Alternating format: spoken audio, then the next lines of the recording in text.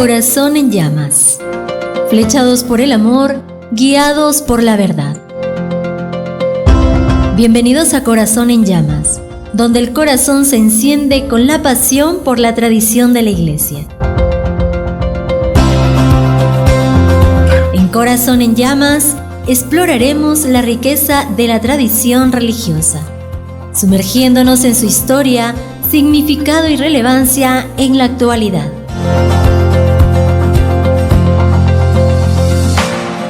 No te pierdas Corazón en llamas por Santa Mónica Radio y TV Digital.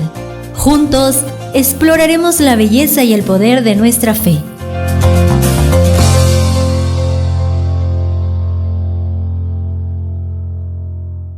Bienvenidos a Corazón en Llamas, donde por supuesto vamos profundizando en el corazón de Dios, todo lo que es la Sagrada Escritura, la tradición apostólica y el Magisterio Santo. Corazón en Llamas, donde estamos flechados por el amor, guiados por la verdad. Te acompaña Fray Jorge Contra, maestre de los Agustinos Recoletos. Y en el día de hoy vamos a empezar a hablar sobre la Iglesia. Vamos a profundizar los siguientes programas de su Corazón en Llamas en lo que es la eclesiología, es decir, sobre la profundización de qué es la Iglesia, cómo es la Iglesia y por supuesto también la estructura de la Iglesia. Todos somos Iglesia, pero esto también tiene que ir a nosotros de una manera en la cual lo podamos vivir, lo podamos también sentirnos parte de ello. Y para ello, por supuesto, tenemos que seguir formándonos, tenemos que seguir explorando nuestra fe, nuestra estructura. La Iglesia es nuestra familia, la Iglesia también forma parte de nuestra identidad cristiana fundamental. En el día de hoy vamos a explorar este primer programa sobre la Iglesia. Bien, nos dice el Concilio Vaticano II, un concilio sumamente importante y fundamental para nosotros, del año 62 a 65, en un documento dogmático llamado Lumen Gentium, la luz de las gentes, que es un documento dogmático, nos dice lo siguiente: la Iglesia aparece como un pueblo reunido en virtud de la unidad del Padre, del Hijo y del Espíritu Santo. Esta frase, que aparece en el numeral número 4 de la Lumen Gentium, es fundamental y nos dice muchas cosas. Básicamente nos dice que la Iglesia tiene su origen en la voluntad salvífica universal de este Dios trinitario, Padre, Hijo y Espíritu Santo, y en la vida de quienes formamos la Iglesia, mensaje y las obras. Ahora, todo eso está fundamentado en Jesús de Nazaret, que reunió en torno a sí un grupo de discípulos. Recordemos, Jesús reunió en torno a sí un grupo de discípulos, seguidores, entre los que se distingue de un modo especial San Pedro. Todo esto lo vamos a poner el día de hoy. En una sola frase podríamos decir que la Iglesia nace del misterio de Dios Trinitario como expresión histórica de su voluntad salvífica universal. Recordemos que misterio es el plan salvífico de Dios en presente, que está en continua ejecución desde siempre y para siempre en el tiempo-espacio de la historia de la humanidad. Y por eso dice que es misterio de Dios Trinitario. Ahora, la Iglesia es la expresión de esa voluntad salvífica. Ahora, esto se realiza plenamente gracias a Jesús de Nazaret, en Cristo. Vivificada, por supuesto, y acompañada por el Espíritu. Y estructurada apostólicamente en torno a Pedro como servidor de esta unidad. Esto es fundamental para todos nosotros. Estos son los cimientos de este edificio que llamamos Iglesia, de este cuerpo místico que llamamos Iglesia.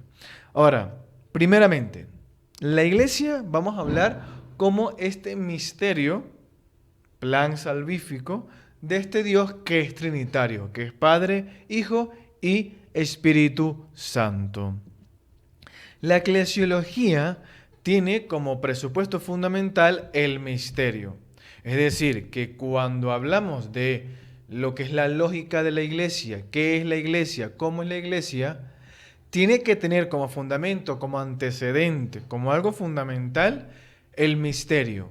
Y el misterio es la voluntad salvífica y el plan salvífico de Dios. Dios quiere que todos se salven.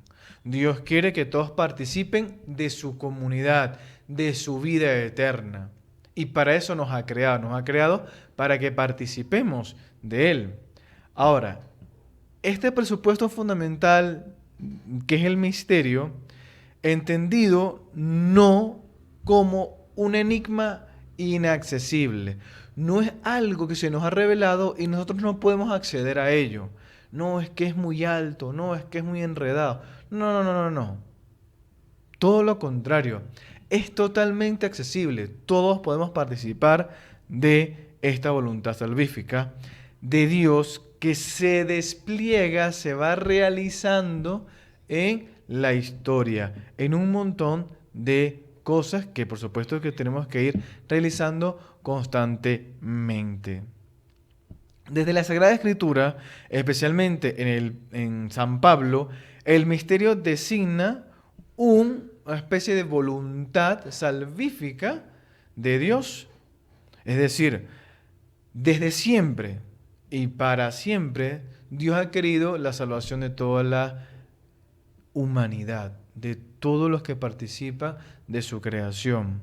Ahora, esto realmente también no podemos negar que tiene cierta parte que está oculta y que Dios ha ido revelando a la humanidad poco a poco.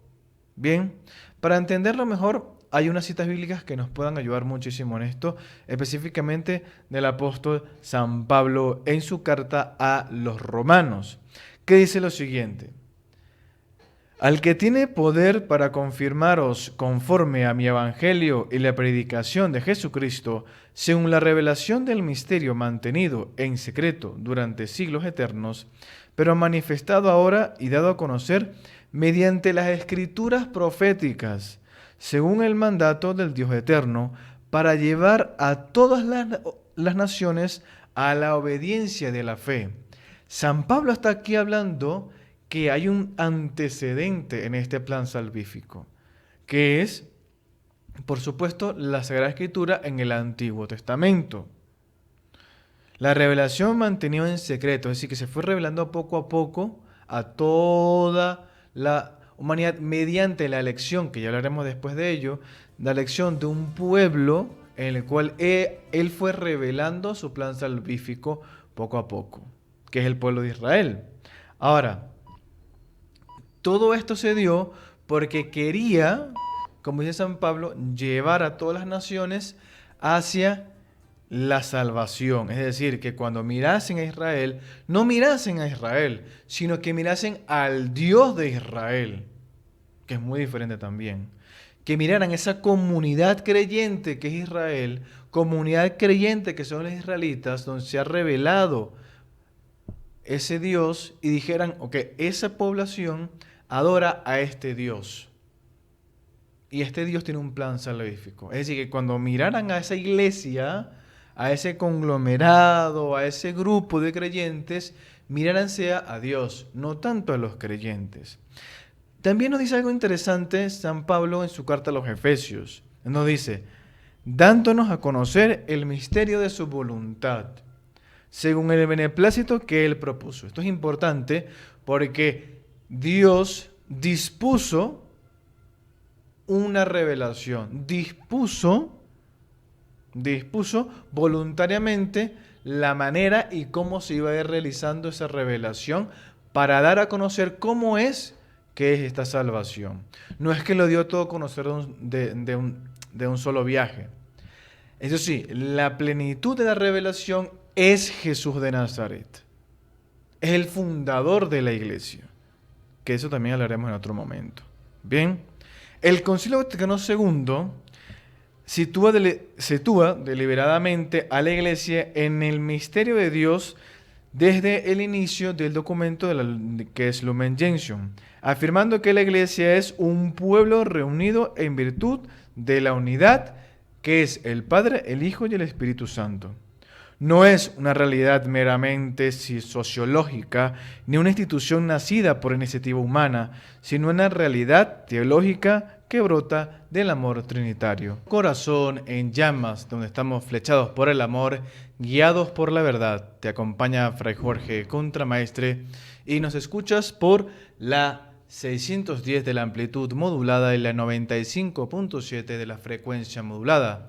Recuerda que también puedes visitar nuestra página web www.radiosantamonica.org y ahí encontrarás todo nuestro contenido ya grabado, editado, para que lo puedas escuchar donde quiera y así sigamos acompañándote en tu día a día. Santa Mónica Radio, gracias por estar con nosotros.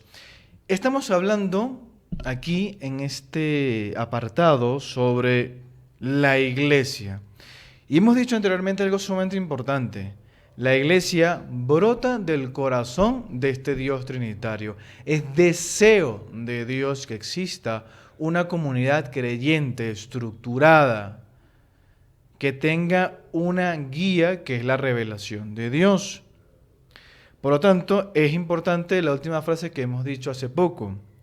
No es una realidad meramente sociológica la Iglesia, ni una institución nacida de una iniciativa humana que se le ocurrió a alguien crear una iglesia, porque de lo contrario no tiene ni pies ni cabeza, no tiene un fundamento de la revelación. La Iglesia es una realidad teológica que nace del corazón de este Dios. Eso es importante, ¿no?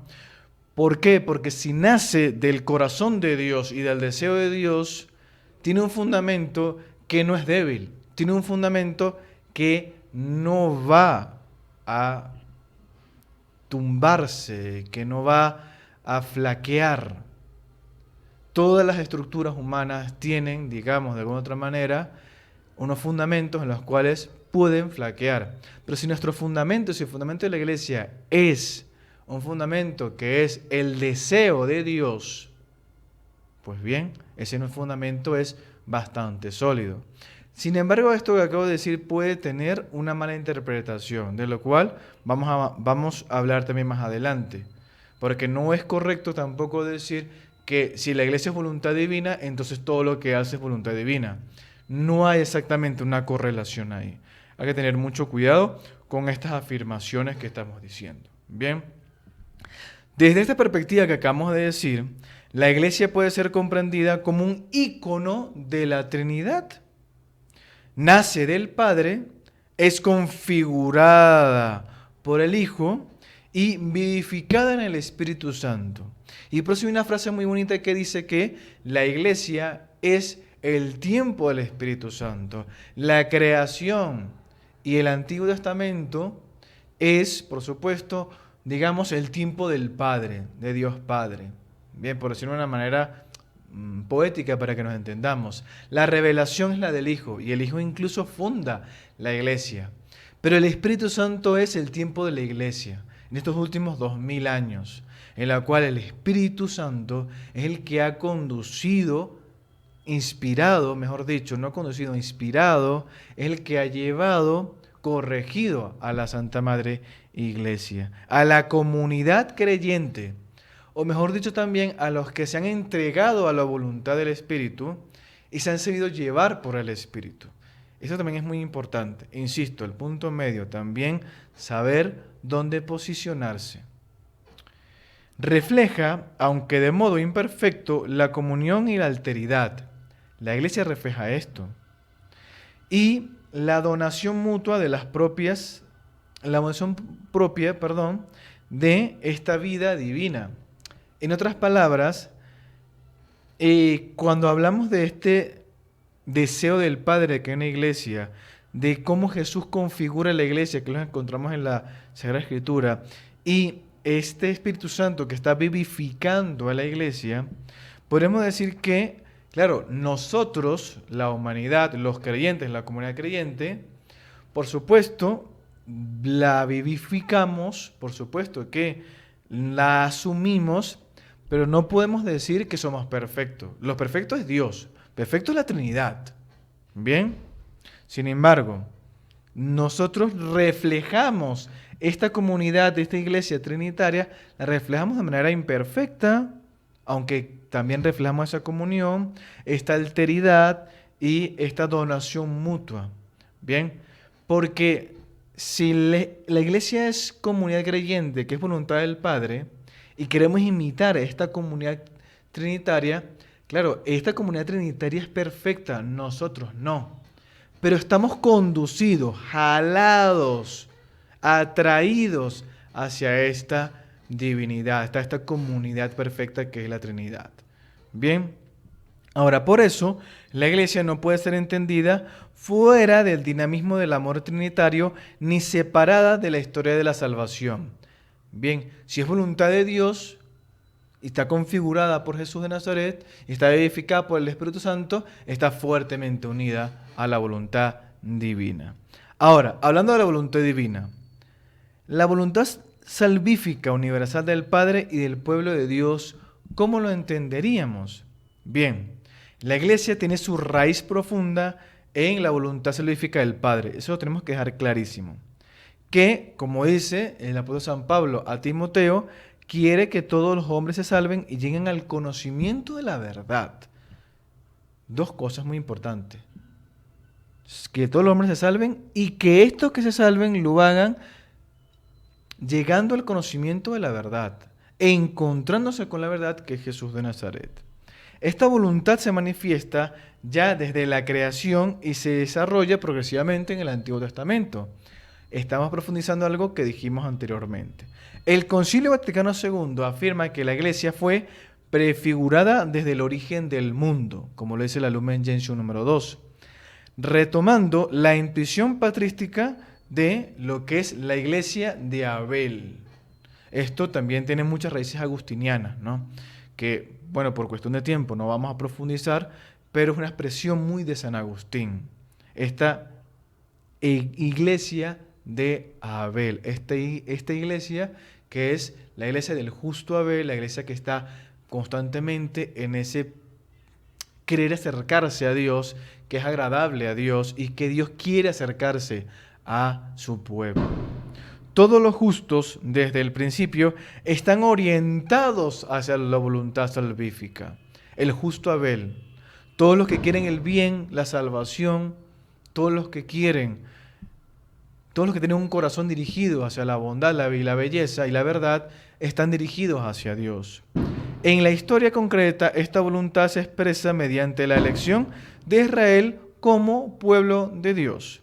No de forma excluyente, sino de forma mediadora, lo que había dicho antes. El pueblo de Israel fue escogido no porque fuese el mejor, es por voluntad amorosa de Dios, porque Él lo quiso así, para que cuando alguien viese el pueblo de Israel, viera al Dios que adora a Israel, no al pueblo de Israel, que es muy diferente.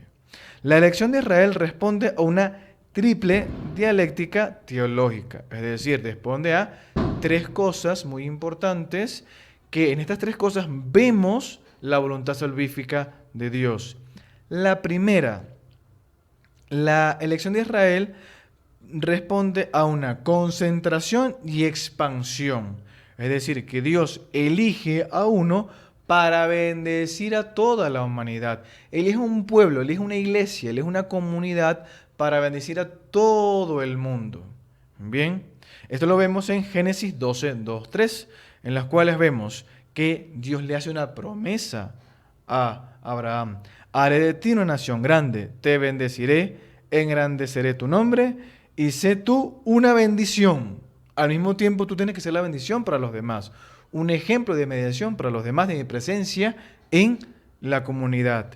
Bendiciré a quienes te bendigan y maldeciré a quienes te maldigan. Por ti se bendecirán todos los linajes de la tierra. De la tierra, no es solamente Israel, de la tierra. Bien. La segunda dialéctica teológica o el segundo aspecto, donde vemos reflejada la revelación de Dios en la elección de Israel, es que hay una vocación y también hay un envío. La llamada implica siempre una misión. La misión que tiene el pueblo de Israel en el Antiguo Testamento es que sean mediación de la presencia de Dios en el mundo. Que algunas se lo cumplieron bien, otras se lo cumplieron mal. Pero ellos tienen que ser reflejo de la voluntad amorosa de Dios. Y envían a que sean reflejo de esto. Y la tercera es que hay una alianza abierta. La alianza con Israel remite a una alianza universal con la humanidad y que la plenifica Jesús de Nazaret. Cuando Dios hace una alianza con Israel, con la cena del Monte Oreb, lo hace con muchísimos otros más, lo hacemos otras veces más con muchísimos más profetas y personajes importantes del pueblo de Israel, que realiza una alianza, realiza un pacto, lo hace para que sea ejemplo de mediación para toda la humanidad que conozca al pueblo de Israel y vea al Dios del pueblo de Israel. Israel es así preparación y figura de la iglesia. Un pueblo convocado por Dios para vivir en comunión con Él y servir como signo de salvación para todos los pueblos. La iglesia heredará esta vocación llevándola a su plenitud en Cristo su fundador. ¿Cómo es esto que Cristo es su fundador? ¿Cómo es esto que hay una prefiguración de la iglesia católica? En este programa donde exploramos las bases, las estructuras, todo lo que tiene que ver con nuestra relación con Dios, con la iglesia, profundizamos sobre nuestra identidad cristiana, la Sagrada Escritura, la doctrina santa y la tradición apostólica, este trípode que es, por supuesto, el fundamento de nuestra fe. Estamos hablando en esta oportunidad sobre la Santa Madre Iglesia y justamente empezando a hablar de qué es esto de la iglesia, los orígenes de la iglesia. Y en el último apartado habíamos dicho algo importante. La iglesia tiene como origen, primero que nada, la voluntad de Dios. Y esta voluntad de Dios tiene un antecedente que es lo ocurrido en el Antiguo Testamento. Dios elige a un pueblo que es el pueblo de Israel, bien, que tiene su historia, que tiene su cultura, pero lo escoge para que sea mediación, para que cuando alguien vea al pueblo de Israel, vea el Dios del pueblo de Israel, no tanto el pueblo de Israel, porque el pueblo de Israel son hombres, son mujeres, que tienen sus cosas muy buenas y sus cosas muy malas. Tienen una historia que es bastante gris, con muchos grises, con cosas donde, como vemos constantemente en el Antiguo Testamento, un corazón que se aleja de Dios y un corazón de repente que se acerca mucho a Dios. Corazones que van dudando, que se van, unos corazones, unas mentes, una población que no es muy diferente a la nuestra hoy en día. Lo importante del Antiguo Testamento o la iglesia que está prefigurada en el Antiguo Testamento es que dos cosas. Primero, es voluntad de Dios hacerse presente en un pueblo de Dios para que cuando la gente vea ese pueblo de Dios, vea el Dios el cual está alabando y que viendo este Dios, vea cómo es este Dios, vea cómo es la relación de Dios con su pueblo, que es una relación que es amorosa, que busca la justicia, busca la justificación, busca la salvación, pero tampoco manipula ni obliga al pueblo de Israel. Eso sí, les pone reglas para guiarlos, les exige constantemente que cambien su corazón, los salva del pecado, de la esclavitud constantemente, y aún así hay sus desviaciones. Y vemos que esto fue, como dijimos por último, antes, que es esta especie de prefiguración. La iglesia hereda esta vocación del antiguo pueblo de Israel y la lleva a su plenitud en Cristo. Bien, la iglesia Israel es prefiguración de la iglesia católica. La iglesia surge de manera decisiva de la vida, el mensaje y las obras de Jesucristo. Es importantísimo. La iglesia surge de manera decisiva de la vida, el mensaje y las obras de Jesucristo, el Hijo de Dios encarnado. Jesús no funda la iglesia como una institución acabada mediante un acto jurídico puntual, sino que la va preparando y la va constituyendo progresivamente a lo largo de todo su ministerio, de sus obras, de sus parábolas, de su oración, de su elección, de su obra salvífica y redentora por su muerte y resurrección. Jesús anuncia el reino de Dios e incluso anuncia su reino de Dios a este pueblo de Israel, a estos discípulos que están con él.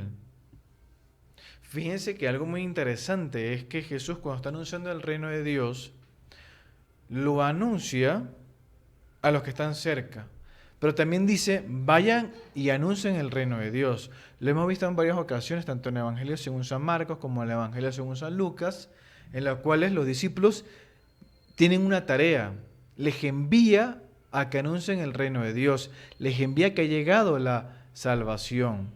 Y van a los 72 pueblos, van a los lugares más lejanos y luego vuelven con Jesús a contarles lo que han vivido. Hemos anunciado y nos ha pasado esto. Es decir, que Jesús utiliza a los discípulos que están con él para que anuncien el reino de Dios, que anuncien la buena nueva, el evangelio. Pero lo hace vinculándolo inseparablemente a su propia persona. Jesucristo no puede estar desvinculado a la misión de la iglesia, al reino de Dios. El reino de Dios está vinculado íntimamente con el anuncio que hacemos nosotros de Jesucristo. Convoca a los discípulos y come con los pecadores, sana, perdona y revela una nueva forma de relación filial con el Padre. Ustedes son hijos del Padre porque son también mis hermanos. Ustedes son hijos del Padre porque también lo soy yo.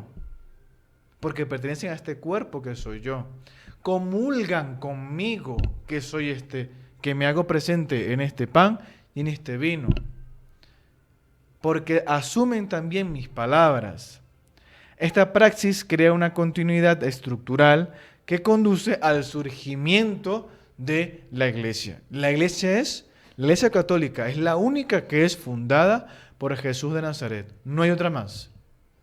La iglesia, para que sea iglesia, tiene que ser fundada por Jesús de Nazaret. La iglesia, para que sea voluntad de Dios, directamente de Dios Padre, Hijo y Espíritu Santo, es necesariamente fundada por Jesús de Nazaret. No hay otra voluntad de Dios que no sea la iglesia católica. No hay. Es así de sencillo. Es así de sencillo. No hay. Es la iglesia católica la fundada por Jesús de Nazaret. Y estructuralmente también por él. La elección de los 12 discípulos tiene un valor claramente simbólico y eclesiológico. Primero representan esta reestructuración de las 12 tribus de Israel. El nuevo Israel es la iglesia católica. Y anticipa el pueblo escatológico de Dios. La escatología es las promesas de la vida eterna que Jesús hace. Las promesas de este paraíso, las promesas de esta boda eterna, la promesa de la vida eterna, que es realidad, porque cuando Jesús resucita se hace realidad, es el cumplimiento de las promesas, pues la iglesia hace presente esta promesa que es anuncio y cumplimiento de Jesús de Nazaret. Anticipamos esto. Tras la Pascua, los apóstoles se convierten en testigos autorizados de la resurrección. Son los apóstoles los testigos autorizados. Y por eso es que nosotros decimos que la Iglesia Católica es la que tiene la tradición apostólica. Y que la sucesión de los apóstoles son los obispos de la Santa Madre Iglesia, que están en comunión con estas verdades de fe. enviados estos 12 a anunciar el Evangelio a todas las naciones. Y así lo podemos ver cuando leemos Mateo 28, 19, donde dice Jesús de Nazaret: vayan y anuncien y hagan discípulos a todas las gentes, bautizándolas en nombre del Padre, del Hijo y del Espíritu Santo. En una orden directa. Ustedes como iglesia que he fundado tienen esta tarea. Vayan, hagan discípulos a todas las gentes, bautizándolas en el nombre del Padre, del Hijo y del Espíritu Santo. Así puede afirmarse teológicamente que Jesús quiso fundar una iglesia y lo hizo concretamente. No como una realidad cerrada y estática, sino como una comunidad viva, enraizada en la persona de Jesús de Nazaret, cuyo destino, cuya tarea, cuya responsabilidad es prolongar la misión, la visión y la voluntad salvífica en la historia. Esa es nuestra misión, esa es nuestra responsabilidad como iglesia. Y aquí también hago una acotación. La iglesia no son solamente los obispos, los sacerdotes y los religiosos. Es todo bautizado. Todo bautizado. E incluso todo aquel que quiera bautizarse también. Es responsabilidad de todos los que nos introducimos en esta dinámica por el bautismo. Es nuestra responsabilidad, nuestra tarea y nuestra misión, por supuesto, como creyentes. Te acompaña Fray Jorge Contramaestre en este ya último bloque de nuestro programa, en el cual estamos hablando sobre la iglesia y sobre todo asentar las bases de lo que es la iglesia, de lo que es también este deseo de ser iglesia, ¿qué es la iglesia? ¿De dónde vienen los términos de la iglesia, no? Los fundamentos de la iglesia, ¿no? Como hemos dicho anteriormente, ¿no? Todo lo que es el deseo de Dios de que exista una iglesia, a imitación, guía, deseo de Dios que es Padre y Espíritu Santo, por supuesto, y que refleja esta voluntad salvífica con su vida, con su mensaje y con las obras de Jesús de Nazaret. Ahora, vamos a contemplar algo interesante que nunca deja de asombrarnos y que para nosotros en la tradición apostólica se vuelve fundamental. Jesús de Nazaret, hemos dicho antes, que elige a los 12, los hace sus discípulos más internos, les va enseñando e incluso en algún punto les llama a apóstoles, los hace apóstoles de su mensaje y además son los testigos de su resurrección. Tienen un encuentro muy personal con él, sobre todo el aspecto de la resurrección es fundamental. Y se vuelven como esta especie de mensajeros autorizados de la iglesia y la van estructurando, de hecho. Ahora, San Pedro tiene un papel fundamental en esta tarea y lo cual vamos a explorar poco a poco. Vamos a hablar tanto del Espíritu Santo, de los apóstoles y de San Pedro. Primero, la iglesia podríamos decir que nace plenamente en Pentecostés y esta es una expresión con la cual hay que tener cuidado. Bien, porque si hemos dicho que la iglesia la funda Jesús de Nazaret, pues la iglesia la funda Jesús de Nazaret es a lo largo de su ministerio. Pero podemos decir que especialmente en Pentecostés, sí lo podríamos decir. Cuando el Espíritu Santo es derramado sobre todos los discípulos, como vemos en los Hechos de los Apóstoles, capítulo 2. El Espíritu, por lo tanto, es cofundador de la iglesia. El Padre es cofundador, el Hijo es fundador y el Espíritu Santo también es cofundador. Es una manera de expresarnos, no lo veamos tampoco tan rígidamente, por favor. El Espíritu Santo es el que la vivifica, la santifica e impulsa la misión. ¿Qué vivifica, qué santifica, en qué impulsa la misión? En los miembros de la iglesia. Los que se acercan al Espíritu Santo, los que se dejan guiar y llevar por el Espíritu Santo. Por eso la iglesia puede ser llamada con propiedad templo y sacramento del Espíritu Santo. Fundamental para nosotros esta expresión. Fundamental y bellísima expresión. Incluso el apóstol San Pablo, en su primera carta a los Corintios, dice lo siguiente: ¿no saben que son templo de Dios y que el Espíritu de Dios habita en ustedes? Es como una especie de reprimienda. Recuerdo que les exige San Pablo que fundamenten o que recuerden esa base fundamental a los cristianos de Corinto. Ustedes son templo de Dios, no se han dado cuenta, no lo recuerdan. Son templo de Dios. El templo de Dios no son 4 paredes, son ustedes. El Espíritu Santo habita en ustedes, se encarna en ustedes. Ustedes tienen que dejar que se vea, que se note, por supuesto. El Espíritu abre a la iglesia a esta comunión universal, superando las divisiones. Por lo tanto, Pentecostés es este acontecimiento teológico que es una especie de anti-Babel. Si Babel era esta voluntad de la sociedad, esta voluntad del hombre, ¿no?, de construirse y quererse ver como esta especie de que no necesitamos a Dios. Babel significaba esta especie de soberbia humana, que no necesitaban a Dios, donde todo estaba muy rígido y querían construir una torre para alcanzar a Dios, las alturas, y verse no necesitados de Él. En Babel empieza a haber muchísimos idiomas, muchísimas lenguas, muchísimas voluntades diferentes, visiones diferentes.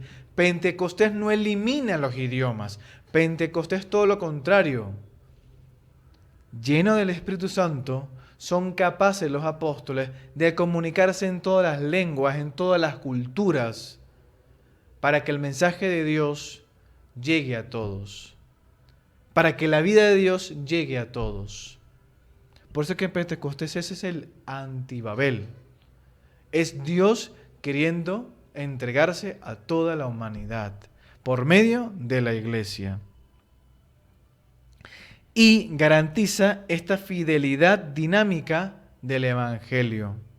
Los carismas y ministerios que suscitan el Espíritu Santo en la iglesia siempre tienen que estar al servicio y la edificación del cuerpo de Cristo. Los ministerios son responsabilidades, el sacerdocio, la vida religiosa, el ministro extraordinario de la comunión, el misionero, el obispo, todos están sometidos a esa corresponsabilidad de anunciar el reino de Dios. Están para el servicio de la edificación del cuerpo místico de Cristo. Y dentro del colegio apostólico, en el Nuevo Testamento, siempre en todos los evangelios y en los Hechos de los Apóstoles, incluso Pablo lo dice en algún momento, se reconoce el papel singular de Pedro. No por méritos personales, y esto es clave también, porque podremos decir, bueno, pero ¿quién era San Pedro? Un pescador. ¿Qué mérito tiene? No miremos los méritos. Es voluntad de Jesús de Nazaret. Es una disposición expresa de Jesús de Nazaret. Es llamado Cefas, que en griego quiere decir roca, y recibe las llaves del mismo Jesús de Nazaret. Es encargado de confirmar a los hermanos en la fe.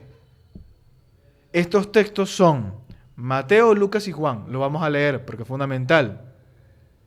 En Mateo dice, Mateo 16, del 17 al 19.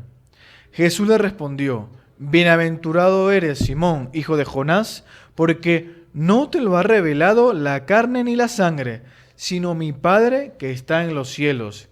Y yo te digo, tú eres Pedro, y sobre esta piedra edificaré mi iglesia. Edificar, fundamentar, fundamenta, construye, estructura de la iglesia. Y las puertas del Hades, del infierno, no prevalecerán contra ella, porque es mi voluntad y la voluntad de Dios no puede ningún mal. A ti te dará las llaves del reino de los cielos, llaves, Y lo que ates en la tierra quedará atado a los cielos, y lo que desates en la tierra quedará desatado en los cielos. Punto y final. Ahí no hay nada que discutir. Y lo que heredamos por tradición de los discípulos, de los apóstoles, y esa especie de sucesión directa de San Pedro, no se ha roto.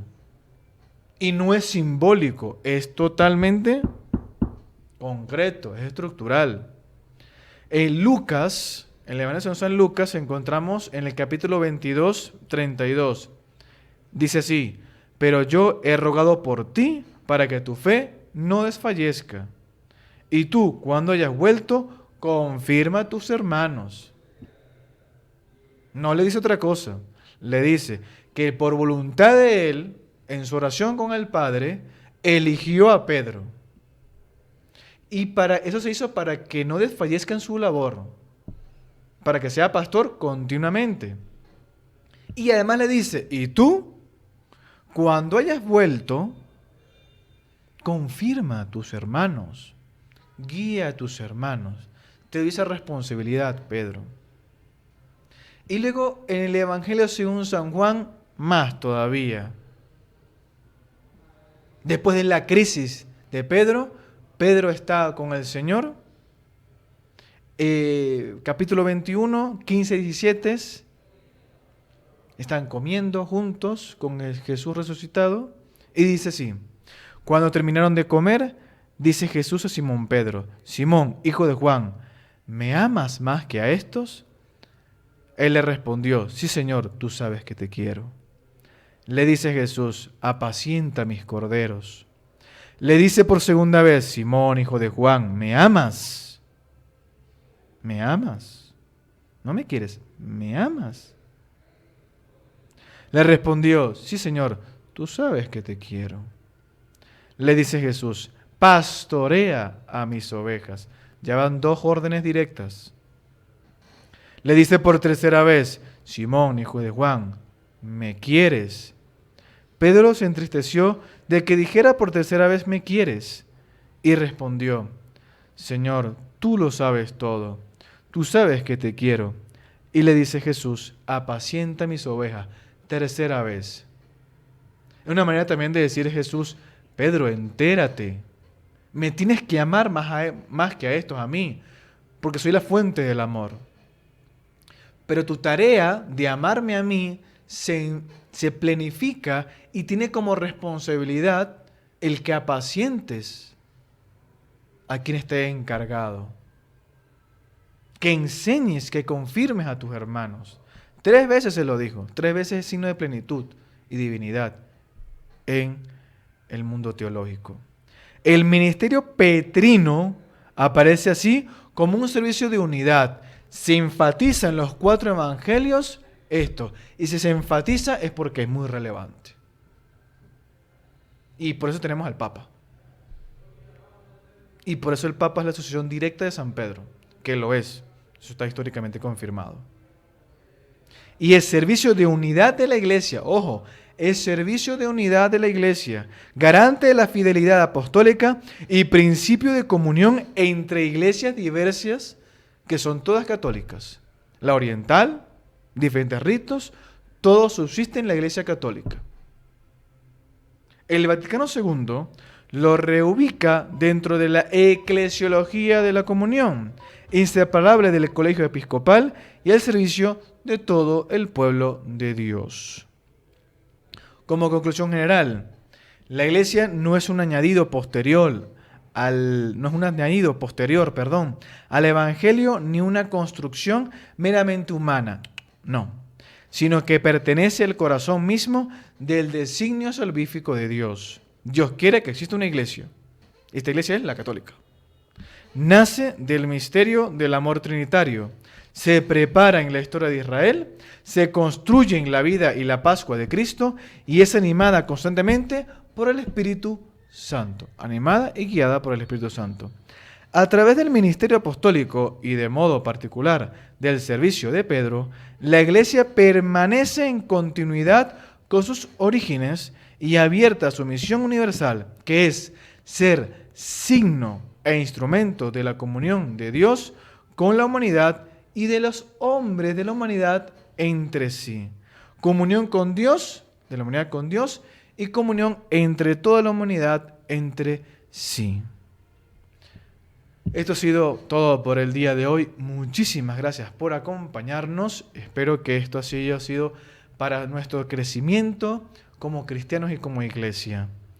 Cualquier duda que tengan nos pueden escribir a nuestro WhatsApp 976-765-599 mencionando el programa, y si tienen alguna duda sobre lo que se le ha planteado aquí, para que podamos seguir profundizando y entremos en contacto, porque todo esto es para nuestro crecimiento en la fe. Te ha acompañado Fray Jorge Contramaestre aquí en Tu Corazón en Llamas, donde estamos flechados por el amor, guiados por la verdad. Que Dios los siga bendiciendo. Permiso. Corazón en Llamas. Flechados por el amor, guiados por la verdad. Bienvenidos a Corazón en Llamas, donde el corazón se enciende con la pasión por la tradición de la Iglesia. En Corazón en Llamas exploraremos la riqueza de la tradición religiosa, sumergiéndonos en su historia, significado y relevancia en la actualidad.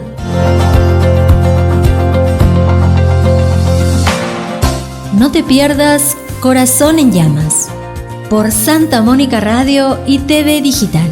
Juntos exploraremos la belleza y el poder de nuestra fe.